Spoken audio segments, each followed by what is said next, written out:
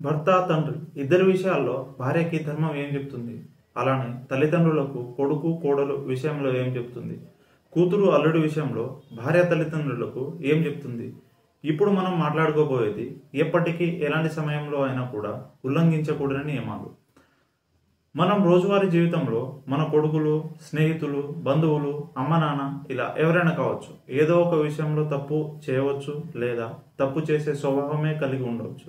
అయితే భార్య పట్ల జరిగిన అవమానానికి లేదా భర్తకి జరిగిన అవమానానికి అసలు మనకెందుకు సమర్థించాలి? తప్పు ఒప్పుకుంటే అందులో సగం అప్పుడే మాఫీ అయిపోతుంది. ఒప్పుకుంటే వాడు ఎక్కడ అలుసుగా తీసుకుంటారో అన్న భయం. ఎందుకంటే క్షమించే గుణం ముందు మనలో లేదు కాబట్టి. ఇంకా మిగిలిన సగానికి ఏదో పరిహారం రూపంలోనో లేదా ప్రాయశ్చిత్త రూపంలోనో కడిగేస్తే అయిపోతుంది. కానీ ఇంకా సమర్థించి తప్పుని పాపంగా మూట కట్టుకుంటున్నారు మన పెద్దవాళ్ళు. మీకు కడుపు నొప్పి వస్తే మీ వాళ్ళు పట్టించుకోకుండా ట్యాబ్లెట్ ఇచ్చి పడుకోబెడుతున్నారు.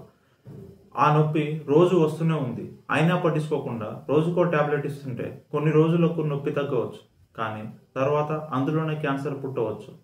మీరు తప్పు చేసినా మీ వాళ్ళు మిమ్మల్ని సమర్థిస్తున్నారు అంటే గుర్తుంచుకోండి, మీ తప్పుని వాళ్ళు పాపంగా మూట కట్టి మీ అకౌంట్లోనే ఫిక్స్డ్ డిపాజిట్ చేస్తున్నారు. దానికి ఎప్పుడు అయినా కూడా వడ్డీతో సహా చెల్లించాల్సింది మీరే. ఎందుకంటే కర్మ ఎవరిని వదలదు, దాని పని అది చేసుకుంటూ వెళ్ళిపోతుంది. భార్యని తక్కువ చేసి ఏం చేసినా కన్నవాళ్ళనే సమర్థిస్తున్నారు లేదా కన్నవాళ్ళు మీకే సమర్థిస్తున్నారు అంటే, ఒకటి మీ తప్పుని పాపంగా పెంచుతున్నారు, రెండోది మీ భార్య శరీరంలో తెలియకుండానే రోగాన్ని తయారు చేస్తున్నారు. ఎందుకంటే వాటిని జీర్ణం చేసుకునే శక్తి మీ భార్యకి ఉండకపోవచ్చు. భార్య భర్తను తక్కువ చేసినా కూడా ఇదే జరుగుతుంది. మీరు జీవితం మొత్తం గడపాల్సింది ఎవరితో, ఏం చేస్తున్నారు? బుద్ధి ఉందా అసలు? మీరు కట్టుకున్న వారు అన్న ధోరణి కాకుండా మా వాళ్ళు అనే సమర్థింపు నేరమే కాదు, మహాపాపం కూడా. అదే మీ ధర్మం, అదే మీ అవసరం కూడా. ఇంకా ఈ కాలంలో భార్యలకు ఇదొక పెద్ద జబ్బు. మా వాళ్ళకి మేమే ఏమైనా అంటే మరి భర్తతో ఇబ్బంది వస్తే మా పరిస్థితి ఏంటి, ఎవరితో చెప్పుకోవాలి? కష్టసుఖాల్లో తోడు ఉంటాను అని వచ్చిన వాళ్ళు కేవలం సుఖంలో మాత్రమే ఉంటాము, కష్టం వస్తే నాన్నగారి ఇంట్లో ఉంటాము అంటే పెళ్లి సుఖాన్నిచ్చే గది కాదు, బాధ్యతని పంచే పందిరి. ఈ ఆలోచన మనసులో ఉన్న అన్ని రోజులు మీకు కష్టం అనిపించే ప్రతి సందర్భం ఒక కొత్త సమస్యని సృష్టిస్తుంది. ఇదే నా జీవితం అనుకున్న ప్రతి కష్టం ఒక కొత్త అనుభవాన్ని ఇస్తుంది, ప్రతి అనుభవం ఒక సమాధానాన్ని ఇస్తుంది. గుర్తుంచుకోండి, ప్రతి ప్రశ్న వెనుక మండే కష్టం ఉంటుంది, కానీ ప్రతి సమాధానం వెనుక తీయటి సుఖం ఉంటుంది. ఈ సుఖం వచ్చేదాకా సమయాన్ని ఇవ్వాలి. కూతురు కోడలు ఎవరికి గౌరవం ఎక్కువ? అల్లుడు కొడుకు ఎవరికి గౌరవం ఎక్కువ? మీ గుండెల మీద చేసుకొని చెప్పండి, మీరు ఎవరికి ఓటు వేస్తారు? పెళ్లితో వదిలేసిన మీ కూతురి బాధ్యతని తన ప్రాణంగా చూసుకుంటున్న మీ అల్లుడికి మీ కొడుకు కంటే ఎక్కువ ప్రాధాన్యం ఇవ్వాలి. మరి మీ వంశాభివృద్ధికి కావాల్సిన బరువుని తన కడుపులో మోస్తూ మీ కుటుంబ బరువుని తన భుజాలపై మోస్తున్న మీ వంశావృద్ధికి తను ఒక వారధి అయిన మీ కోడలికి మీ కూతురు కంటే ఎక్కువ స్థానం కావాలి. కాయ మంచిగా ఉండాలి అంటే ముందు చెట్టుకి నీరు పోయాలి కదా, అలా నీరు పోయకుండా నిర్లక్ష్యం చేసే ప్రతి అత్తమామ సన్నాసులే. కంచే చేనుని మేస్తున్నట్టు మీరు కన్నవాళ్ల సంసారాన్ని మీరే మేస్తున్నారు. కావాల్సింది బంధం, బంధుత్వం కాదు, వీటికంటే ముందు ధర్మం. మీ ఇంట్లో మీ భార్యకి గౌరవం ఇవ్వకపోయినా లేదా మీకంటే ఎక్కువ గౌరవం మీ భర్తకి ఇవ్వకపోయినా భార్య భర్తలు ఇద్దరు కలిసి బాయ్కాట్ చేయాల్సిన అవసరం ఉంది.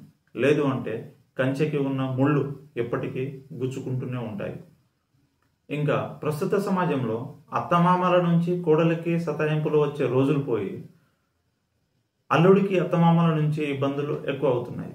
ఈ విషయంలో ధర్మం ఏం చెప్తుంది అంటే, ప్రతి కుటుంబం వారికి నచ్చినట్టు జీవించే అధికారం ఉంది. అలానే మీ కూతురు అల్లుడి జీవితం కూడా. ఏదైనా పొరపాట్లు తప్పులు ఉంటే వాళ్ళకి వాళ్ళు సర్ది చెప్పుకుంటారు, సరి చేసుకుంటారు. అంతేగాని వాళ్ళ జీవితంలో వేలు పెట్టి పెద్దది చేసే అధికారం మీకు ధర్మం ఇవ్వలేదు. ప్రతి పని మీరు మీకు నచ్చినట్టు చేస్తే ఇంకా వాళ్ళ జీవితంలో ఏం చేస్తున్నట్టు? మీరే అల్లుడి నిర్ణయాల్లో వెలిపెట్టినప్పుడు, విమర్శించినప్పుడు ఇంకా మీ కూతురు ఎలా సర్దుకొని పోతుంది? ఇక్కడే మళ్ళీ అహంకారంతో గొడవలు కూడా. ఒక వ్యక్తికి ఒకరోజు కడుపు నొప్పి వచ్చింది అంటే కొంచెం వాము తింటే సరిపోతుంది.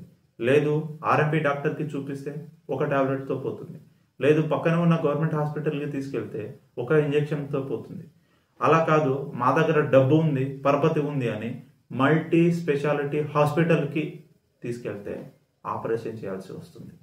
అసలు ఏ ప్రయత్నం లేకుండా భగవంతుడి మీదకి వదిలేస్తే ఏ ప్రయత్నం లేకుండానే నొప్పి మాయమైపోతుంది.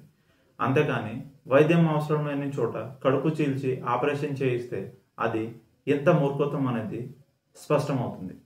ఇంకా భగవంతుడు ఇల్లు, ఆర్ఎంపీ డాక్టర్, గవర్నమెంట్ హాస్పిటల్ కాకుండా పంచాయతీ పోలీస్ స్టేషన్కి వెళ్ళి పొట్ట పోయించి పేగులు లెక్కించడం వల్ల లేని సమస్యకు కొత్త అవకాశం కల్పించినట్టు అవుతుంది. ఒక కొత్త రోగాన్ని సృష్టించి మీరే ఇచ్చినట్టు అవుతుంది. దీన్ని కూతురిపై ప్రేమ అనాలా? ఏ విధంగా? నిజానికి కూతురి జీవితాన్ని మీ చేతులతో మీరే నాశనం చేస్తున్నట్టు. అందుకనే బుర్రకి పదును పెట్టి బుద్ధికి పని పెట్టాల్సిన అవసరం ఏర్పడుతుంది. ఒక మనిషి మాట వినేలా చేయడానికి 4 ఉపాయాలను శాస్త్రం చెప్తుంది. సామరస్యంగా మాట్లాడటం.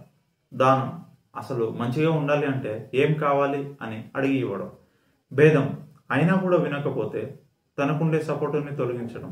అయినా కూడా మార్పు రాకపోతే చివరికి దండోపాయం. కానీ ఈ కాలంలో చివరి నుంచి మొదలవుతుంది. ఎందుకు అలా?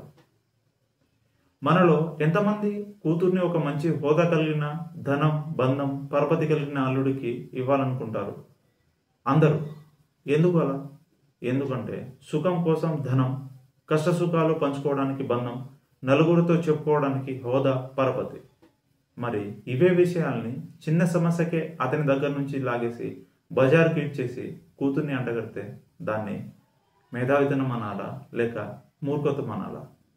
కష్టాల్లో కూడా మీరు ఇచ్చే విలువ కూతురి పొరపాట్లను మన్నించే ఆయుధం అవుతుంది. అదే చేసిన గొడవ కూతురి పొరపాట్లను దండించే అవకాశం మీరే ఇచ్చినట్టు అవుతుంది. ఇందులో మధ్యలో వచ్చే పెద్ద మనుషుల పాత్ర గురించి ధర్మం ఏం మాట్లాడుతుంది అంటే ఇది ఇంకా విచిత్రం. మల్టీ స్పెషాలిటీ హాస్పిటల్ ట్రీట్మెంట్ అని చెప్పుకోవాల్సిందే. కానీ ఒకటి గుర్తుంచుకోవాల్సిన విషయం ఏంటంటే ఒక పని భయంతో చేసిన, బంధుప్రీతితో చేసిన, నిజాన్ని తెలుసుకోకుండా అబద్ధపు మాటలను ఆధారంగా చేసుకొని చేసే పనులు కేవలం తప్పు మాత్రమే కాదు, అవి పాపం కూడా. మంచికి పుణ్యం తోడు ఉంటుంది, కానీ చెడుకి పాపం వెంటాడుతుంది. ఆడపిల్లకు సపోర్ట్ చేసి చట్టాలతో భయం, ఆడపిల్ల అన్న సానుభూతిని చూపించడం, వారి సామర్థ్యాలను సరిగ్గా లెక్క కట్టకుండా కేవలం సాక్ష్యాన్నే ఆధారంగా చేసుకొని మాట్లాడడం తప్పు. గుండెకు స్థానం ఛాతీ, అలానే కిడ్నీకి స్థానం నడుము. గుండెని నడుముకి దిగజార్చిన లేదా సానుభూతితో కిడ్నీని ఛాతీకి ఫిక్స్ చేసిన అది శరీరాన్ని మాత్రమే కాదు సంసారాన్ని నాశనం చేస్తుంది అని గుర్తుంచుకోవాలి. ఇంకా ముఖ్యంగా ఇరు వర్గాల మధ్య చేసే బల ప్రదర్శనలో భార్యాభర్తల చేత అబద్ధాలు కూడా చెప్పిస్తున్నారు మన మేధావులు. కానీ ఆ అబద్ధాల నివురు కింద భగభగ మండే నిప్పు ఉంటుంది. అది వాళ్ళ జీవితాన్ని కాల్చకుండా జాగ్రత్త పడాలి. అందుకనే నిజాలను బయటికి తీసి మరి నిర్ణయాలు ఇచ్చే అవసరం ఉంది అని గమనించాలి.